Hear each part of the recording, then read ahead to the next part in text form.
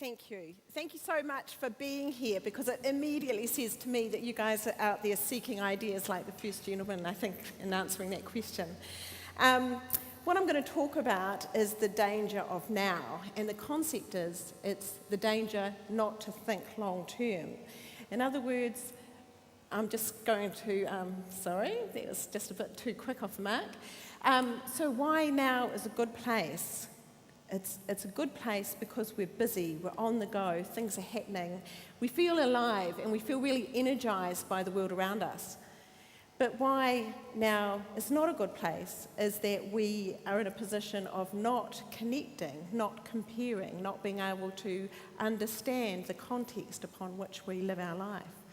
So we need to find ways to escape from now.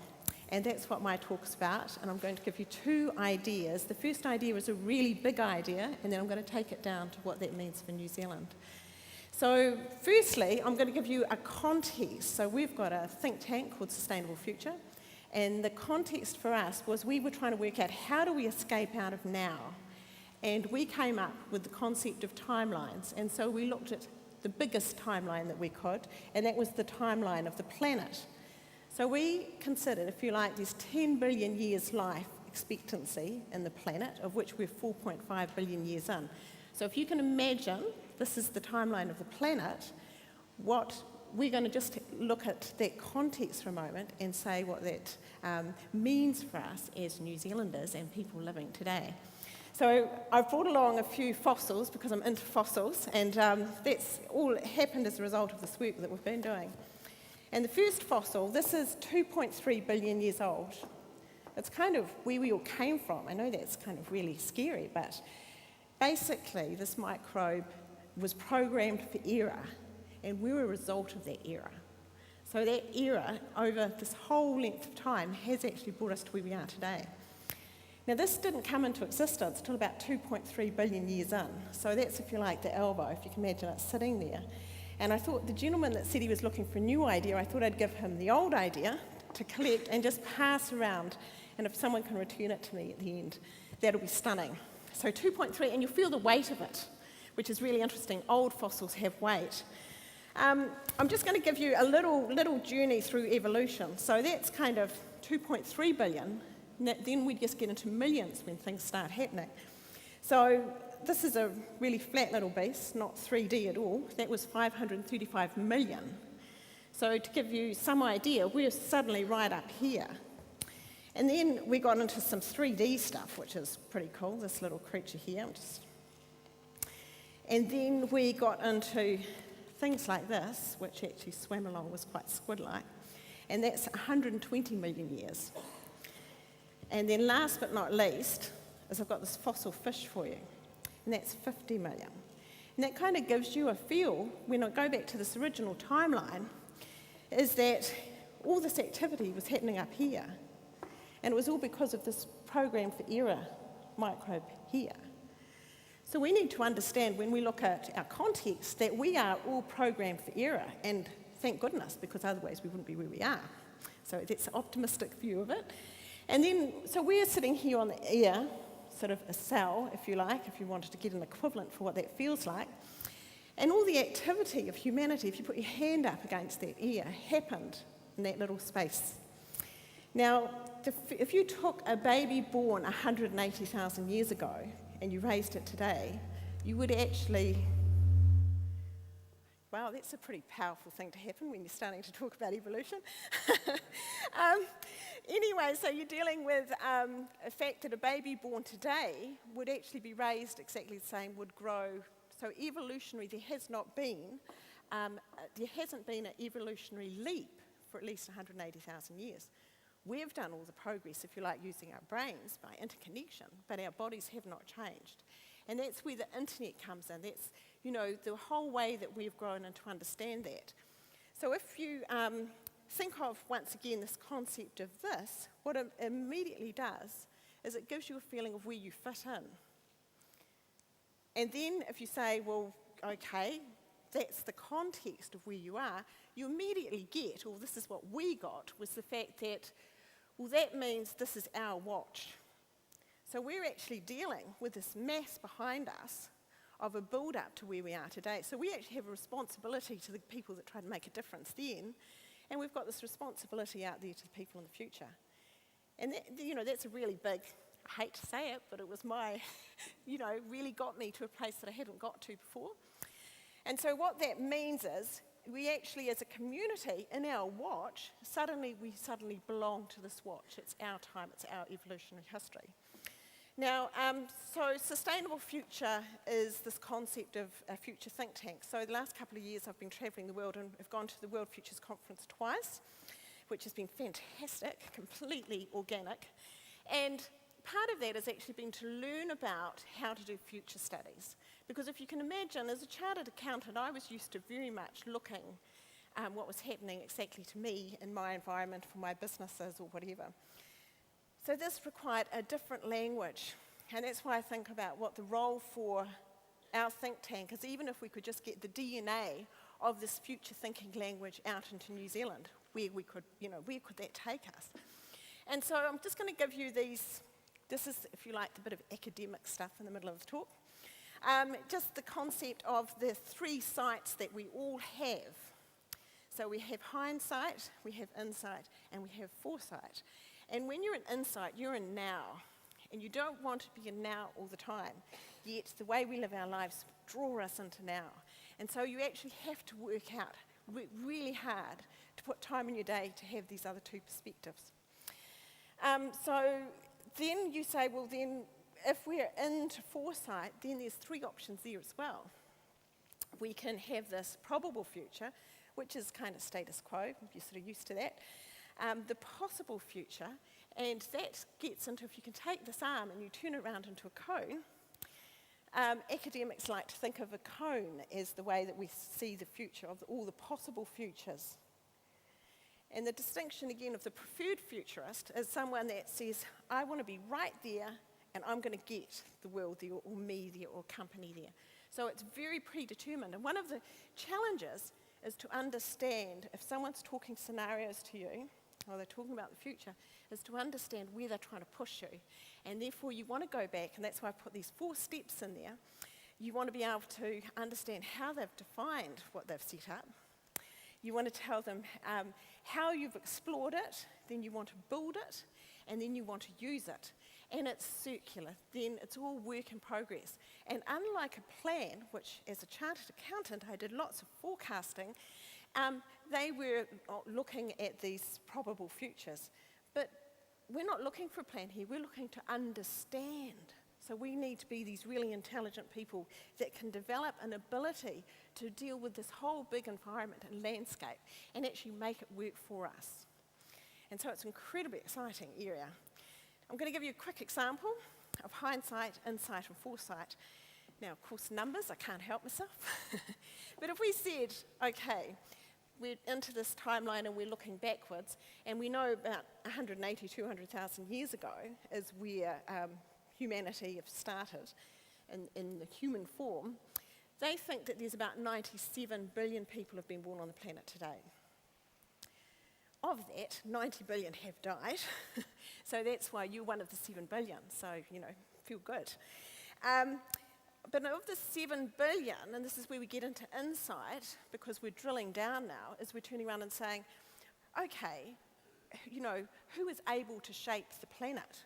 Well, 4 billion of those, or 3 billion of those, actually live on $2 or less a day, which leaves you with 4 billion people. And then you look at those 4 billion people and you say, well, some of them are very old, some of them are very young, and some of them are sick. So you take off that, you're 2 billion. So 2 billion out of 97 means that we're the 2%ers. So in the room, we are the people that can actually shape the planet. and shape the future right now. And so when we look to the past, we're thinking of there's 97 billion people, that we carry forward with us. And then we've got this future concept of what that could look like. So that gives you an example of hindsight, insight. Now I'm going to take you to foresight. If you look at the fact that I've said the 3 billion people, $2 less a day, and you can see the ratio, hopefully, yes, 40-60, it looks a bit blurred on my screen. What that means is that today, that ratio is 40% of the population living on $2 less a day, as comparison with 60. 50 years' time, now that's nothing, if you like, that's still in the air. 50 years is nothing. That changes, that ratio on a probable foresight actually goes 60-40. And that's an example of the difference between, the insight stuff and actually starting to apply some of this future studies work that you do. And that has enormous implications for New Zealand, and that's where I want to take you for So my first idea is that we absolutely count every one of you. The second idea is this concept about what New Zealand is doing. And New Zealand is not new. Foresight is not new. My gosh, talking about tribes or whatever going back in history. Foresight was considered wisdom. And there's some lovely sayings like failing wisely actually built knowledge which we can use. And the concept of failing gracefully, none of those concepts can be done without looking into hindsight. So New Zealand had this thing called the Commission for the Future. And interestingly, that was set up by government, and it was in Muldoon's time. And what actually happened, it was a classic example of foresight trying to work beside insight. And of course it won't happen, can't happen. So Muldoon basically closed down the Commission for the Future for New Zealand. And that was because you had a 3-year versus someone that was trying to be, looking out in the really big picture and trying to explore those issues. So the real, learning for us was that we can't engage. If we want to be in foresight, we can't have a government connection or funding. But interestingly enough, for us, the policy analysts in Wellington are our target market. So it's a really interesting relationship. Now, this is our methodology, Project 2058. Now, you won't be able to read all of this clearly, but we had a very much approach of evidence-based approach to trying to work out how we would explore New Zealand's long-term future. And what we did was this is version 3, and I expect there might be a version 4. But anyway, we've got 6 reports out. We've got another 2 that we want to finish by the end of the year. The one I'm going to talk about is report 6, which is the scenarios that I was telling you about, and we were looking at 4 possible futures. So just to get the language right, what we're doing there is we're looking at 4 possible futures, so we haven't got to the stage of looking for a preferred future yet. So, and that's still ongoing. To do that, we actually looked at, if you can imagine this cone again, good exercise up here. The cone happening here is that we've got these trajectories that are pushing us into the future. And if I imagine them as like little whirlwinds, and suddenly the whirlwinds will connect and either push out or get bigger and bigger. And so understanding the future is not linear in the way that we were used to thinking linear. It's in the way that we actually understand how things, move forward. And so for us, these trajectories, if you like, trajectories, were these global drivers of change. And we originally had 75, of which we then made into 21 so that we could handle it, because we didn't want information overload. We didn't want to be in now and get completely sort of tongue-tied without looking at the big issues. So in this we got to 21, and we then broke it down further. We said there's these primary change agents that we can't change, but these secondary change agents we can. Those are the things that we can use to help shape New Zealand's long-term future. And the wild cards clearly are things we can't manage, but you've always got to have them in the picture, which is why they're there. Then we took this view of scenarios, and I talked about possible futures and how you would do that. Really such a simple concept of future studies is they said, well, okay, you've always got to think of what your objective is. For us, the objective was to develop a national strategy for New Zealand. which we hope to be will be 2011 possibly. And to do that, we therefore need to measure management of the world, and by doing that, we would actually get the 4 futures that we were interested in exploring. But you can apply that to your personal life, to your business. There's tons and tons of opportunities to do that. So think of it as these 2 constraints creating these 4 different futures for New Zealand. And you can see there the concept with scenarios is you provide a little essence of it by a little title. So we've got power to the people, which is clearly a place that we all want to be. Second one is an island paradise, but back to the jungle. It's a long story on that one. Third one is miss the global bus, and last one is all over Rover. Now, clearly, no one wants to really be there. But going back to this concept of program for error, that's why I actually think we'll be all right. I just don't know if our future's going to be like this. I mean, I think it could be robots. I mean, I see in long distance that, well, hey, that's where we might be, because look where we came from, where that fossil is.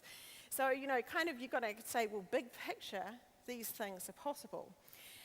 But what we can do is we can actually shape it, and that's the challenge that I put before you. We looked at all of these 4 futures, and clearly the first one fails. It's quite simple. That's not going to get us anywhere. The second one, miss the global bus, being stuck in now, possibly is a concern for New Zealand, if I could tactfully say that without being political. The next thing is the island paradise. Now, that future for us, when we were doing it, was the most hardest place for us to be, because we started having to deal with some of the ethical issues of being this fantastically wonderful green food-rich country at the bottom of the planet, and with 6 billion hungry people, and how would New Zealand manage that? Even if we think we possibly could, we couldn't. So that's a fail as well. So really, what we learnt from this is that the only way that we can actually survive in the long term is to work really hard at making the world manage itself well. And only by doing that, it's game theory. We will win. And we will win much more than the investment that we would put just purely being self-centred. And really, that's probably the second idea to take away, is the concept that, we are this one great organism that can actually change or shape the world. It's complex, it's our watch, but that's, the reality that we're dealing with. So we can then, from these scenarios, what you learn, it's like in the olden days when you did planning, you'd be very prescriptive and you'd say, oh, look, I've learnt, something very specific. What you learn by doing scenarios is look for indicators to tell you the world. So it tells you the future of where the things to look and watch for. So they give you responses of powerful countries and responses of small countries. So really, I challenge you, sort of going forward, is to think about looking for those signals. Do the scanning, do the thinking, think of where we could end up and the opportunity that lays before New Zealand and us as we stand here and sit here today. Thank you so much. It's really great.